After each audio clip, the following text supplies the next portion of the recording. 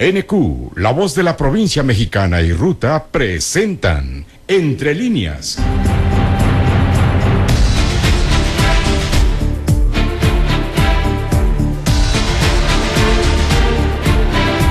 Un espacio de reflexión con entrevistas e información. Con el periodista Juan Carlos Ortiz Castro.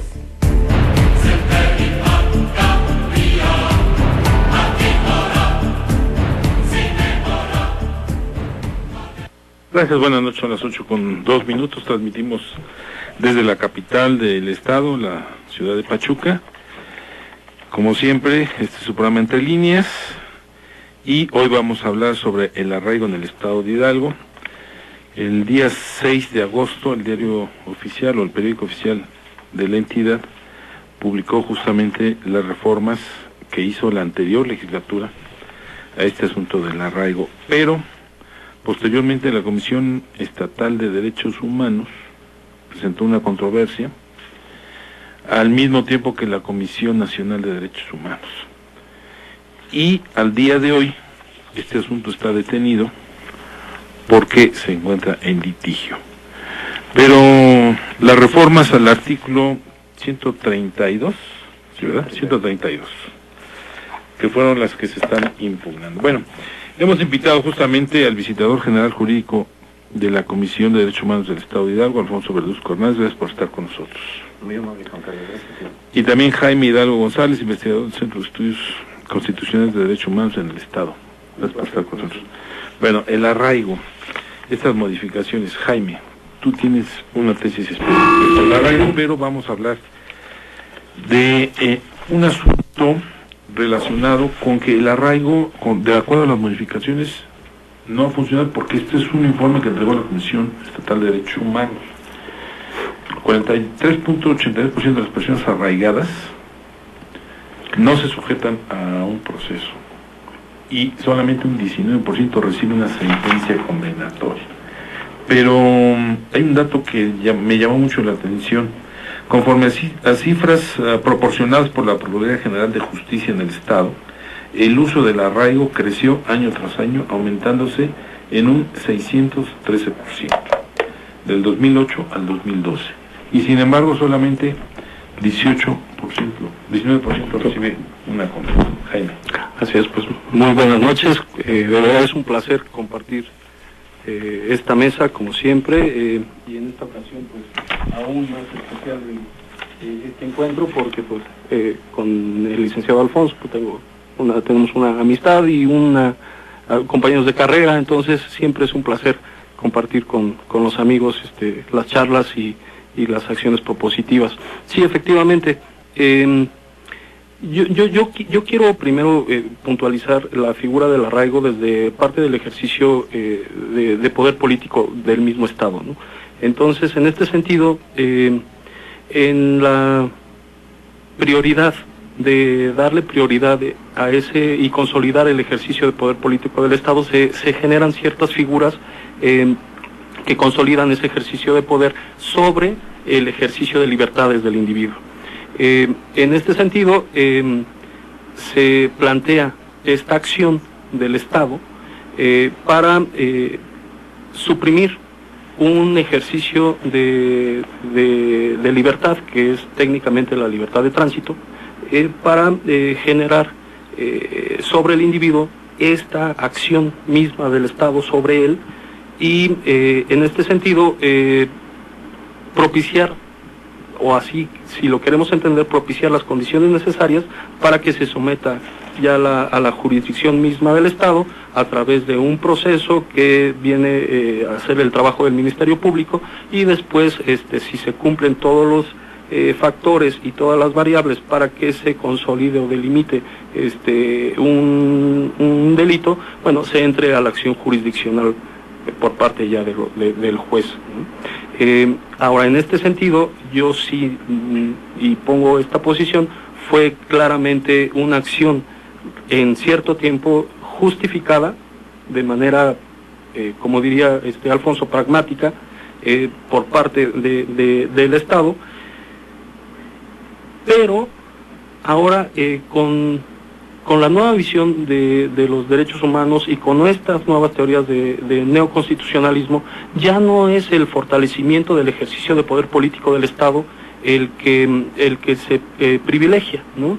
Entendiendo a la acción o la constitucionalidad o el constitucionalismo clásico como esta técnica de autoridad de limitar el ejercicio de poder político del Estado, pero ahora se cambia el foco de estudio o el foco o el objetivo, y ahora es consolidar a través del ejercicio del poder político del Estado el ejercicio pleno de derechos, ya ni siquiera constitucionales, fundamentales del individuo.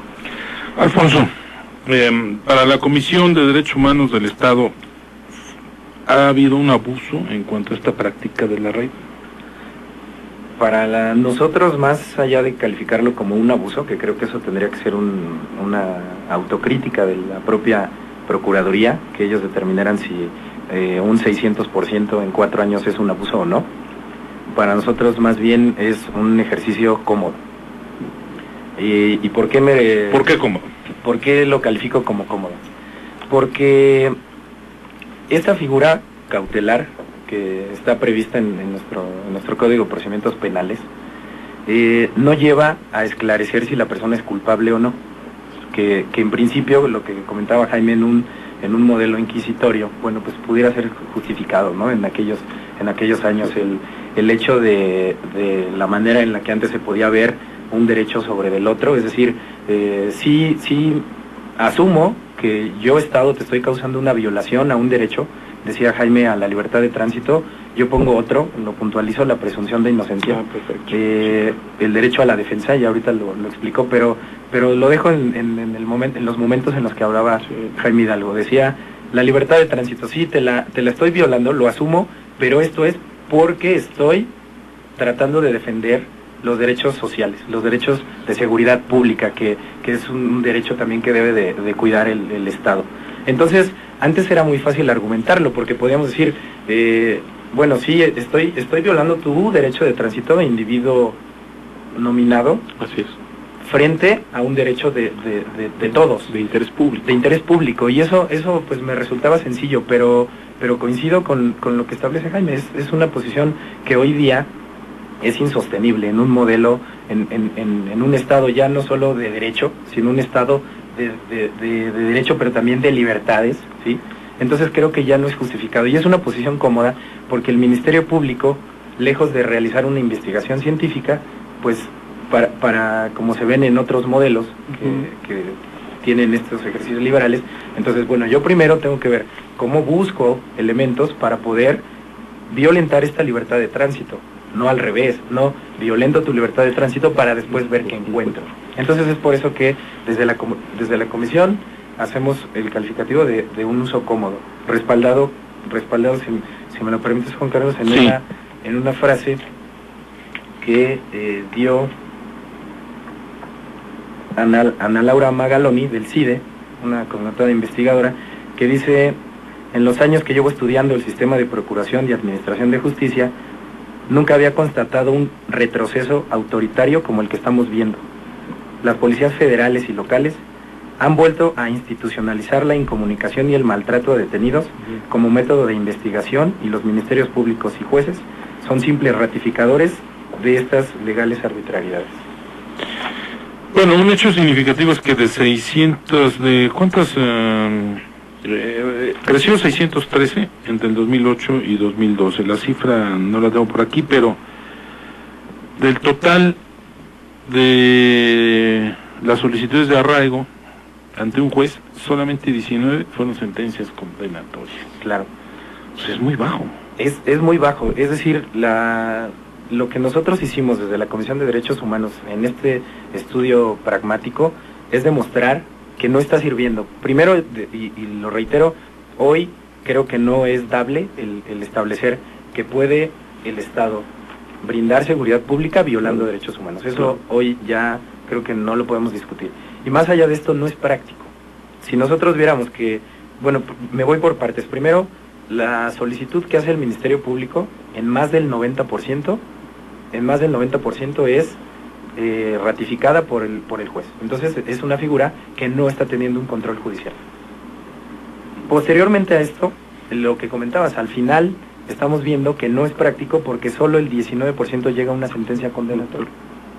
Bueno, pero adicionalmente a este asunto, que de por sí ya tiene sus peros, existe otro, las famosas casas donde se arraigan a los presuntos delincuentes o a los presuntos responsables de un delito. Así es. Y de acuerdo al mismo ombudsman hidalguense, señala que es una casa con 3 o 2 cuartos, Tiene 2 donde puertas arriba. 120 personas están ahí arraigadas y donde nada más existen 2 baños, poca vigilancia, etcétera. Entonces se vuelve ya un conflicto.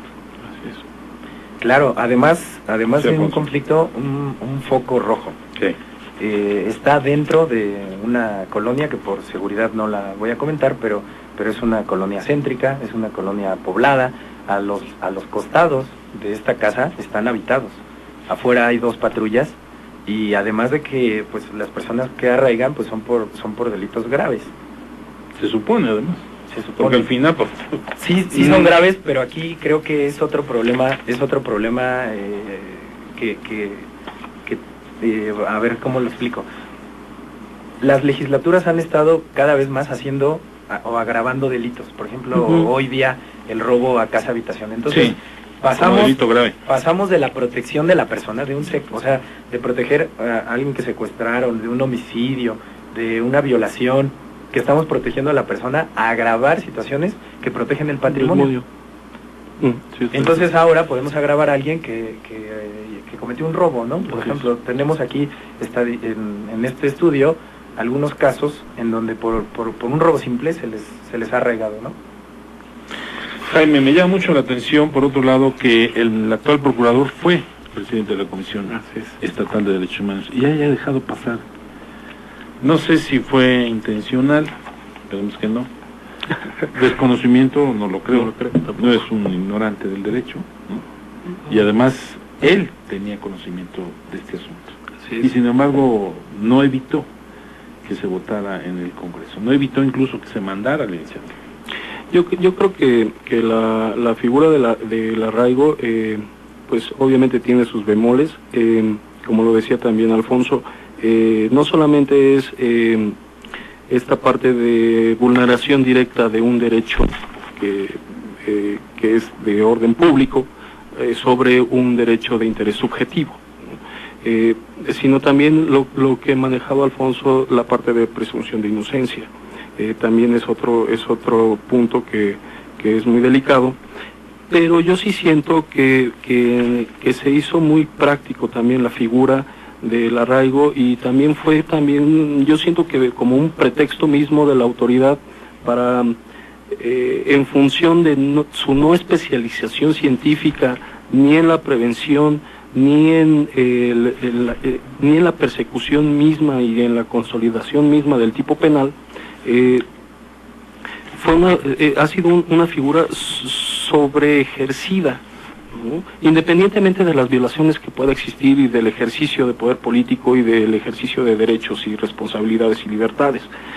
Yo creo que también fue en un ejercicio cotidiano el que se fue ejerciendo esa acción, pero agravado, como lo decía Alfonso, con 0 reglas de operación, 0 transparencia, que a fin de cuentas lo que trae es aún más la vulneración de un ejercicio de un derecho, ¿no?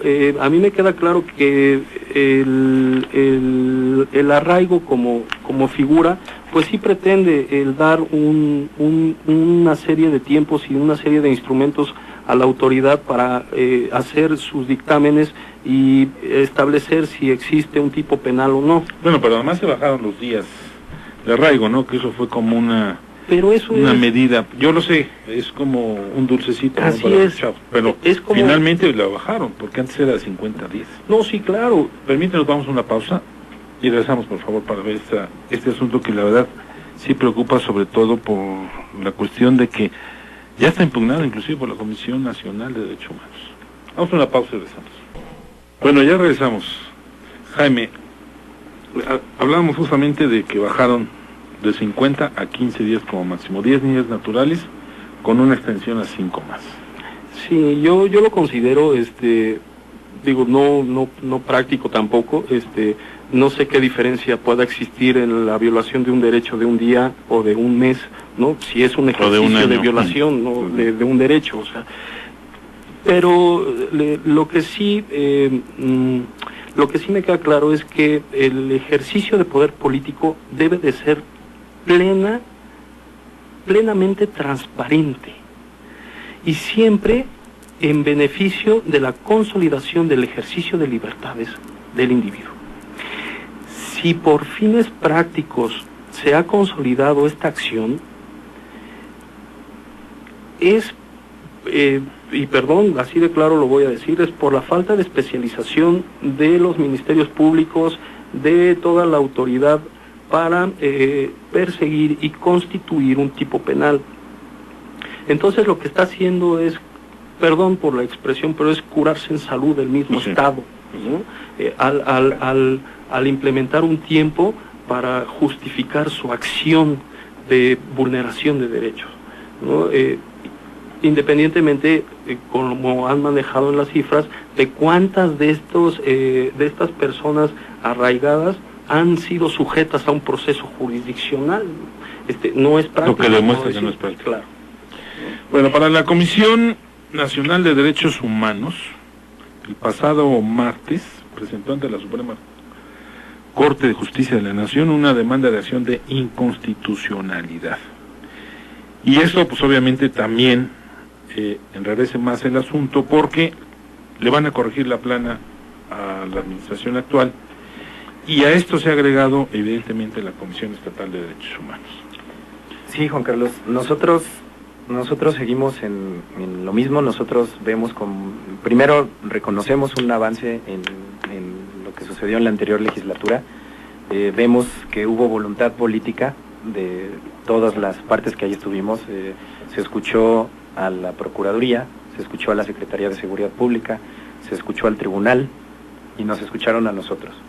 De esto derivó esta reforma que comentas del 6 de agosto de 2013 de bajar de 40 días a 10 días. Desde luego, nosotros no podemos quedar conformes con esto, no podemos decir que, bueno, pues ya está en 10 días y con la gracia ya, de ¿no? 5 más. Claro, entonces seguimos considerando que es una violación de derechos humanos, apoyamos la acción de inconstitucionalidad, así nombrada por la Constitución Política Federal, pero que sin embargo lo que se está intentando es propiamente, conforme a estas nuevas reglas de derechos humanos, una acción de inconvencionalidad. ¿Por qué? Porque en el 2008, me remonto a 2008, cuando viene esta reforma constitucional que establece precisamente la introducción a nuestro país del sistema penal acusatorio adversarial. Entonces ha habido una crítica impresionante de todos los académicos, porque dicen, bueno, viene una reforma que desde luego transforma la posibilidad de hacer juicios de este sistema inquisitivo a un sistema público, transparente, pero deja ahí un resquicio de abuso de la autoridad, que es el arraigo, ¿no?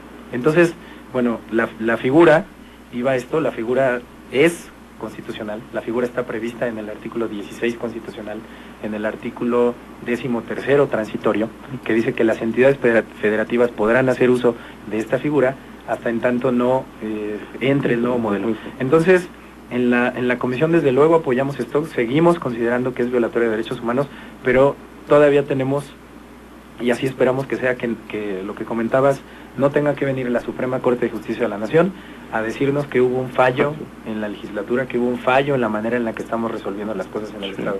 Nosotros apostamos a dejar sin materia esta resolución. ¿Cómo? A través del convencimiento con los nuevos diputados. ¿Que la derogue el gobernador? Puede haber dos posibilidades. Una, que el Congreso recapacite, vuelva a analizar, vuelva a hacer un estudio y entonces, como dices, quite la figura, la derogue. Y otra posibilidad es que también ya hay un anuncio que en próximos meses va a entrar en vigor el nuevo sistema. Y entonces, entrando al nuevo sistema, bueno, pues el arraigo resulta incompatible, porque aquí puntualizo dos cosas. El arraigo en la reforma del 2008, en la reforma federal, establece, antes era para los indiciados, podía ser para los procesados, sí, y podía ser hasta para testigos. Eso se reduce y hoy queda exclusivamente para indiciados. Bueno, pero entonces ¿la tendría que vetar el gobernador? No, porque ya es derecho vigente. Lo que tendría que hacer es enviar una iniciativa para que se pueda derogar. Pero te decía que en medio de esto lo que podría suceder es que con la entrada del nuevo sistema, esta figura es incompatible porque ahora solo va a proceder ya no para delitos graves, sino solo para delincuencia organizada, que es un tema federal. Entonces las entidades no tendrían posibilidades de aplicarla, ¿no? Y con esto quedaría sin materia la acción de inconvencionalidad que se está tratando en la Suprema Corte de Justicia. Bueno, Jaime Hidalgo, ¿qué no hubo alguien en el gobierno del Estado, en el mismo Congreso, que advirtiera que justamente se iban a confrontar estas posiciones? Pues ¿O de plano la dejaron pasar? Por falta de eficiencia, por no decir ignorancia. Yo creo que aquí es, yo siempre he sido muy respetuoso de todas las autoridades, tanto la parte ejecutiva, la legislativa y la parte judicial. Yo creo que aquí es ¿o legislar al vapor? No lo creo. Yo creo que, si bien es cierto, como lo argumenta Alfonso, a partir de la reforma constitucional del 2008, en donde entra en vigencia el nuevo sistema de justicia penal, aquí se cambian y se transforman paradigmas. Así es total, es poner al individuo en el centro de todo. Y de hecho, la misma conceptualización del derecho penal cambia, ¿no? Ahora ya no es esta facultad inquisitoria o ejercicio de poder político del Estado para vulnerar un derecho sobre un interés público. Ahora es poner en el centro de todo a la persona, independientemente de su condición jurídica o jurisdiccional, en este sentido, ya sea como un posible es que no me gusta ocupar eso porque hay presunción de inocencia, como como una persona que pueda ser posible previa su justificación, que es lo científica además de la comisión de un delito, y ahora cambia todo el paradigma. A ver, porque además se prejuzga, porque no, cuando tú arraigas a una persona, pues dices, tú eres presunto responsable. Y se vulnera la presunción de inocencia, ¿no? Establecida no solamente en la Constitución política, sino en los tratados internacionales. Ahora, si no te lo puedo probar, a base de golpes te lo saco, ¿no? Ese es a lo que me refería yo, a la falta de transparencia también y las reglas de operación. No hay claridad. Pero a ver, con 120 personas en una casa, ¿se puede golpear a un detenido, a un arraigado? No, pues me imagino que sí, más aquí tenemos difícil, al visitador, ¿no? Yo creo que...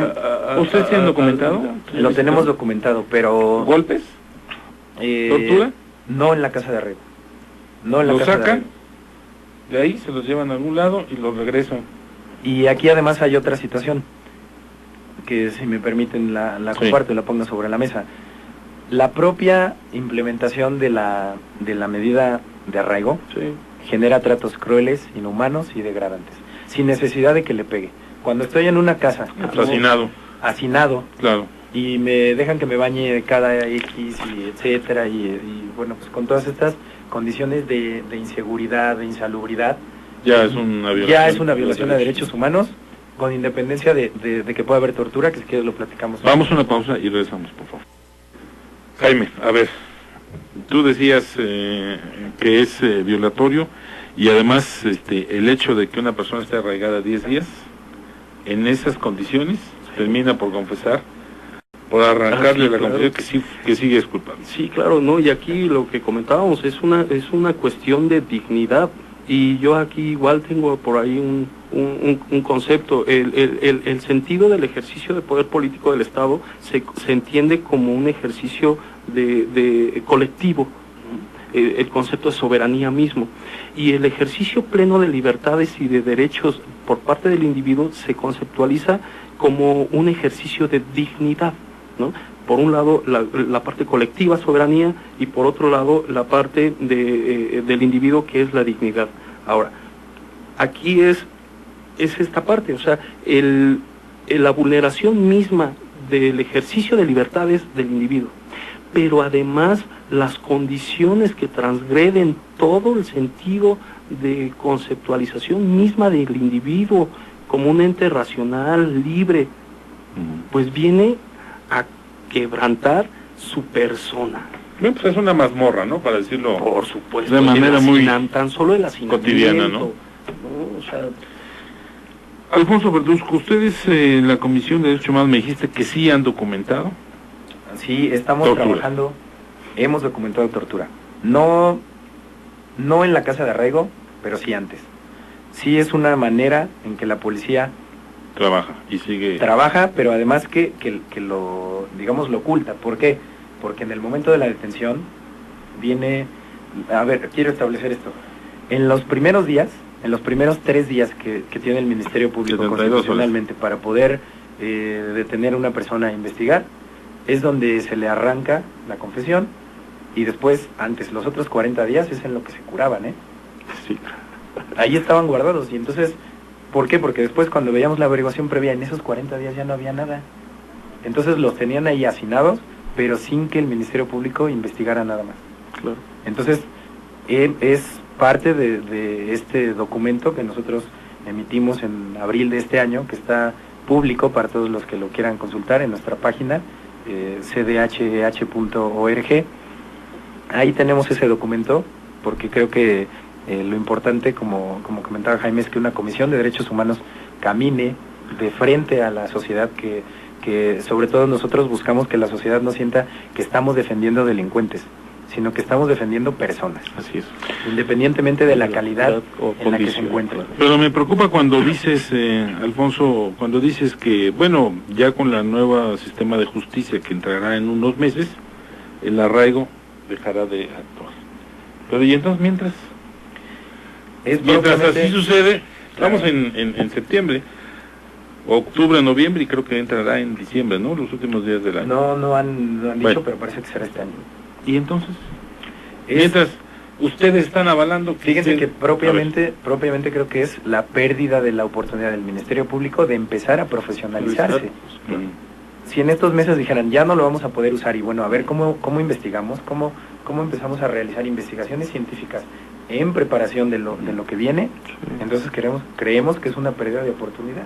Nosotros ahorita hemos ya hecho estas declaraciones, que a lo que apostamos, en tanto está constitucionalizado y está en nuestro Código de Procedimientos Penales, a que la propia autoridad evite su uso, a que la propia autoridad no lo solicite, y en su caso a que la propia autoridad desde el Poder Judicial no conceda estas medidas. ¿Cuántas peticiones de arraigo se dan al mes o en lo que va de este año? ¿Tienes la cifra? Ahorita la localizo por aquí en el informe, pero la verdad es que son muy variadas, ¿eh? Nosotros permanentemente asistimos a la casa de arraigo y nunca hemos documentado que dentro de la casa de arraigo, hubiera alguna tortura. Hay, por ejemplo, recientemente nos llegó un asunto de la Comisión Nacional respecto de un tema que fue muy sonado en nuestro estado, la detención de los policías municipales, ¿no? Bueno, ahí, por ejemplo, particularmente hay una detención en donde tiene el oído reventado, ¿no? No sé, médicamente el tímpano. Bueno, esta es una lesión inusitada, porque la plantean como que fue parte de la detención. Es decir, una lesión que se tuvo que ocasionar por la detención, lo cual evidentemente resulta absurdo. Claro. Después encontramos que en el momento de la declaración preparatoria se autoincrimina, pero una vez que rinde su declaración preparatoria, refiere que desde luego fue forzado a declarar, que la firma la estampó mediante el uso de la violencia, que porque le pegaron en el oído, y esto coincide con el certificado médico. Claro. Entonces, sin que hagamos más allá de protocolos que lamentablemente la Comisión no tiene capacidad de hacer por falta de presupuesto, no tenemos médico, no tenemos psicólogo, pero lo que sí encontramos son argumentos. Esto no se puede investigar con pruebas plenas. Las violaciones a derechos humanos se encuentran a base de indicios muy pequeños, ¿no? Son presunciones que una van haciendo. Por ejemplo, en este caso, una violación, lesiones inusitadas que nos llevan a que evidentemente la declaración fue arrancada por medio de la tortura. No, y aparte si tienes ahí un diagnóstico especializado y te da una presunción de seguir un indicio, hay una metodología especializada en función de indicios que te lleva a cumplir el objetivo. No, yo creo que creo que es un posicionamiento del mismo presidente de la comisión el suprimir esta figura de arraigo y sustituirla también con tecnología, ¿no? Pero el arraigo está en el 2008. Estaba desde antes, pero antes la Corte decía que no. Que no. Sí, pero se estableció en el 2008. Sobre todo entonces, lo que nosotros queremos dejar claro que no es una necedad de la Comisión de Derechos Humanos, sí, no es una afrenta contra ninguna autoridad. Es en esto utilizar criterios internacionales, utilizar por ejemplo el criterio del Comité Antitortura de las Naciones Unidas, que establece que el arraigo en México es un campo fértil donde se generan violaciones a derechos humanos, claro, entre ellas la presunción de inocencia, que si me lo permiten en un momento más hago una... Vamos a una pausa y regresamos. Bueno, la Comisión Estatal de Derechos Humanos ya puso el dedo en la llaga, pero se violan los derechos de tránsito y además se prejuzga. Pero ¿qué pasa cuando el arraigado, el presunto responsable por la autoridad, finalmente no se le sigue un proceso, finalmente no se le consigna y el juez lo deja en libertad? ¿Qué pasa ahí? A mí me gustaría explicitar esto con un asunto que nosotros llevamos, creo que puede ser ilustrativo. También mediante una reforma en el sexenio de Calderón, en esto del combate a la delincuencia organizada, entonces empezó a cerrar muchas posibilidades para militares, para policías, para ministerios públicos, para Policía Federal, y entonces es una disposición constitucional que si hay un despido injustificado para algún cuerpo policíaco o incluso peritos, entonces el Estado no tiene obligación de regresarle su trabajo, simplemente dice de indemnizar. Desde luego se le está tratando diferente, ¿no? Puede ser aquí, vuelvo a lo mismo, no justificado el que se les esté tratando de esa manera y que se estén violando derechos ahí ya laborales.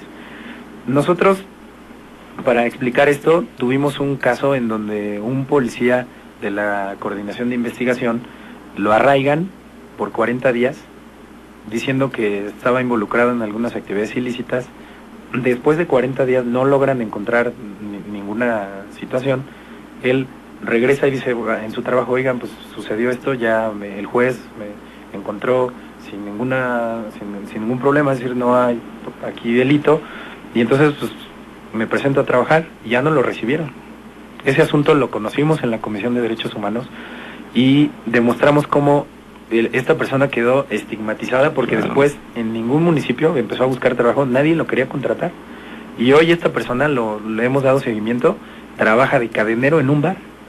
Entonces es como lo que comentaba Jaime, como una figura del Estado lesiva de violación de derechos humanos puede llegar a estigmatizar a una persona porque le dice, oye, si estuviste arraigado, sí, fue por algo. Fue por algo. Es la clásica, ¿no? Claro, fue por algo, y entonces como esta persona socialmente queda estigmatizado, su familia queda estigmatizada, y entonces en algunos casos se han tenido que ir de su ciudad. Ustedes emitieron una recomendación en este sentido. Hay una recomendación al respecto. ¿Y la aceptó el procurador? Es que esa fue para la Secretaría de Seguridad Pública. Digo, la aceptó la Secretaría, pero a la mitad, ¿no? A la mitad, porque dijo, pues el día que una autoridad jurisdiccional me diga que le reparo el daño, pues se lo reparo mediante el dinero, pero aquí la manera en la que hoy se debe de ver la reparación a la violación de derechos humanos no es dinero, porque pues sí, eso es importante, eso es con lo que vivía su familia, pero aquí hay más, aquí hay cómo quedó ante la sociedad, cómo sus hijos son tratados en la escuela, porque los niños son muy crueles, y oye, tu papá está en la cárcel porque... Entonces, estuvo, ¿no? Esta serie de cosas, que además no pisó en la cárcel, estuvo 40 días arraigado, ni siquiera se le consignó. Sí, aparte es un derecho, aparte es un derecho la reparación del daño. Claro, que no tengamos y no hemos fomentado, y la misma autoridad jurisdiccional tampoco lo ha hecho, fomentar la cultura jurídica de la reparación del daño. Bueno, en materia civil, por ejemplo, pues hay toda una serie hasta de jurisprudencias y de criterios y los mismos códigos, tanto a nivel federal como estatal, lo prevén, ¿no? En el ejercicio mismo de la autoridad o o en algunas circunstancias sobre un daño ya sea moral o patrimonial, ¿no? Aquí estamos hablando de otra cosa completamente diferente, ¿no? Aquí estamos hablando de la dignidad de la persona. Entonces también qué parámetros, primero generar por parte de la autoridad jurisdiccional la cultura de información sobre la reparación del daño en este caso, o en este contexto de vulneración de derechos, no solamente constitucionales, sino fundamentales, y además generar esa conciencia y esa educación y esa cultura de pedir por parte de quien ha sido vulnerado de sus derechos la reparación del daño, en este caso de su dignidad, hacia la autoridad. Bueno, ¿cuál es la situación de la modificación del 132 del Código de Procedimientos Penales? Ya está publicado en el Diario Oficial, sin embargo la Comisión Nacional de Derechos Humanos presentó esta inconstitucionalidad, se sumó la misma Comisión Estatal de Derechos por inconvencionales. Bueno, ¿cuál es el camino ahora? ¿Qué va a pasar? Tú me hablabas hace rato, Jaime, que ya hay jurisprudencia. Sí. ¿Eso quiere decir que lo pueden...? En el estado de Chihuahua, en el estado de Chihuahua hay un caso ya con la parte de una acción de inconstitucionalidad. Ahora se marca un precedente por parte de la Corte en donde, bueno, cualquier individuo ya, cualquier persona ya puede empezar a hacer ese uso de ese. Ahora, a mí me queda claro que yo creo que, y aquí sí hago como un exhorto muy respetuoso a la autoridad legislativa. Yo tengo siempre el concepto del legislador racional, y el legislador racional en este sentido debe de ser previsor, aunque a partir de la reforma constitucional de 2008 ya se prevé el cambio hacia el nuevo sistema de justicia penal. Yo creo que es de exhortar al legislador racional que no espere una acción por parte de la Corte que venga a decirnos cómo hacer las cosas. Bueno, pues están muy ocupados con el asunto de la glosa del informe. Pero Alfonso Verduzco, ¿cuál es el camino entonces? Pues bueno, primero ver algunos ejemplos. ¿Hay un tiempo Oaxaca para perentorio para la Corte? No, la Corte en este caso no tiene ningún plazo para que pueda resolver esta acción de inconstitucionalidad. Sin embargo, yo aquí concuerdo plenamente con lo que dice Jaime. Creo que en ejercicio del federalismo debemos de ser las autoridades del Estado los que podamos resolverlo. Yo invitaría que voltáramos a ver a Oaxaca, a Chiapas. Son dos entidades que han erradicado la figura del arraigo, y algunas otras que sin quitarlo de la legislación, por la propia entrada en vigor, pues ya no lo tienen, ¿no? Nuevo León, Baja California, que son estados que, bueno, pues están mucho más avanzados en estos temas, y ya el arraigo así como que eso qué, ¿no? Bueno, nosotros que todavía lo tenemos, creo que sí es, en principio, hoy sí, con esta modificación al 132 constitucional, la figura ha cambiado, ha tomado otro matiz, y hoy día, cuando el juez la decreta, ya no nada más es sí Ministerio Público y me lavo las manos.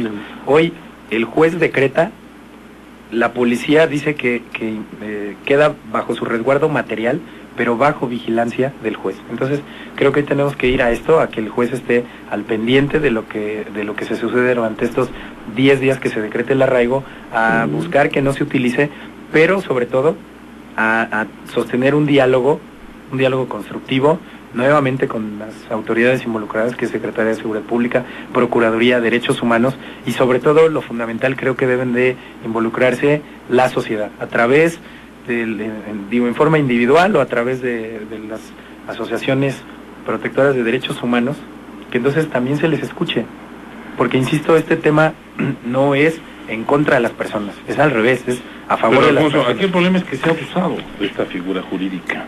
Claro. Y entonces, cuando tú dices, bueno, ya ahora va a entrar el juez, pues eso tampoco nos va a dignificar en materia de derechos humanos, porque el juez igual puede estar muy ocupado y decir, no, pues sí, yo te firmo lo que quieras, Ministerio Público, no hay problema.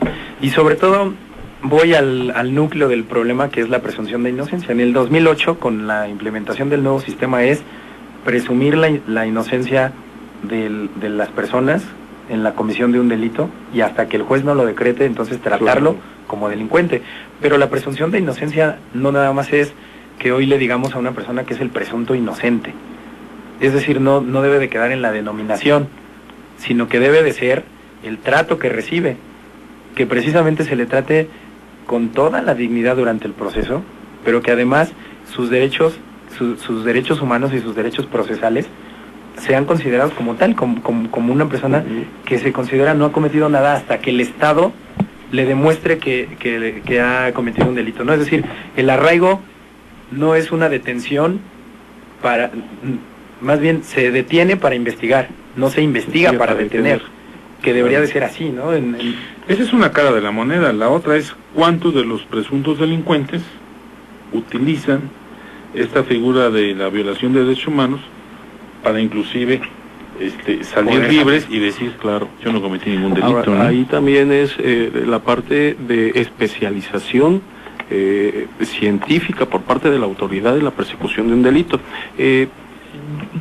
Yo estoy de acuerdo que deben de existir medidas cautelares, sí deben de haberlas, ¿no? Deben de existir, pero de una forma que sean eficientes, por un lado, y también que no vulneren la dignidad. Porque si una persona es responsable de un delito grave, ¿no?